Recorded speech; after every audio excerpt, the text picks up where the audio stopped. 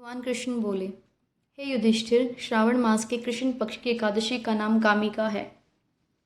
इस एकादशी की कथा एक समय स्वयं ब्रह्मा जी ने देवर्षि नारद से कही थी। वही मैं तुमसे कहता हूँ। नारद जी ने ब्रह्मा जी से पूछा था कि हे पितामह, श्रावण मास के कृष्ण पक्ष की एकादशी की कथा सुनने की मेरी इच्छा है। उसका क्या नाम है, क्या विधि है और उसका महात्म्य क्या है?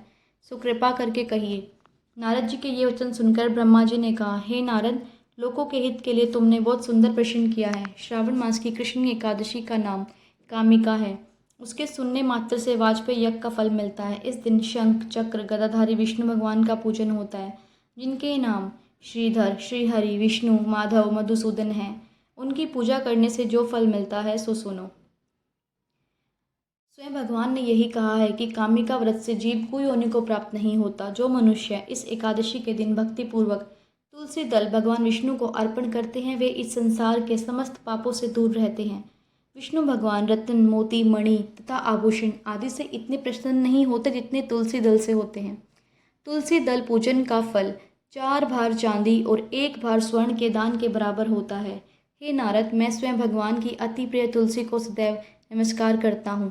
तुलसी के पौधे को सींचने से मनुष्य की सब यातनाएं नष्ट हो जाती हैं। दर्शन मात्र से सब पाप नष्ट हो जाते हैं और स्पर्श से मनुष्य पवित्र हो जाता है। कामिका एकादशी की रात्रि को दीपदान तथा जागरण के फल का महात्म्य चित्रगुप्त भी नहीं कह सकते। जो इस एकादशी की रात्रि को भगवान के मंदिर में दीपक जलाते हैं, उनके पितृ स्वर्गलोक में अमृत पान करते हैं तथा जो घी या तेल का दीपक जलाते हैं, वे 100 करोड़ दीपकों से प्रकाशित होकर सूर्यलोक को जाते हैं।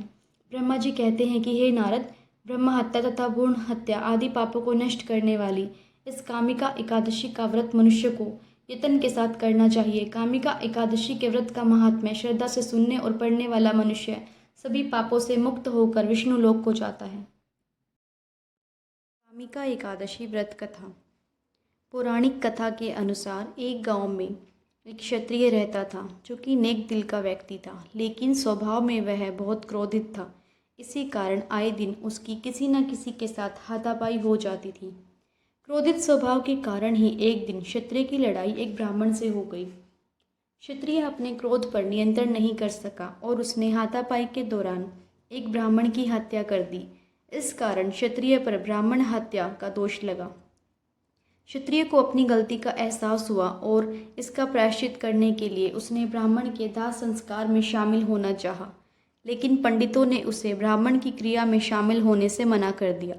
ब्राह्मणों ने क्षत्रिय से कहा कि तुम ब्राह्मण की हत्या के दोषी हो, इस कारण तुम्हें धार्मिक और सामाजिक कार्यों से बहिष्कृत किया जाता है। इन सभी कारणों से परेशान होकर क्षत्रिय ने ब्राह्मणों से पूछा कि कोई ऐसा उपाय बताए जिससे मैं इस दोष से मुक्त हो सकूं।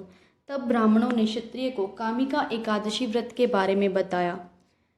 क्षत्रिय ने सावन माह की कामिका एकादशी का व्रत रखा और विधि विधान से इसका पालन किया।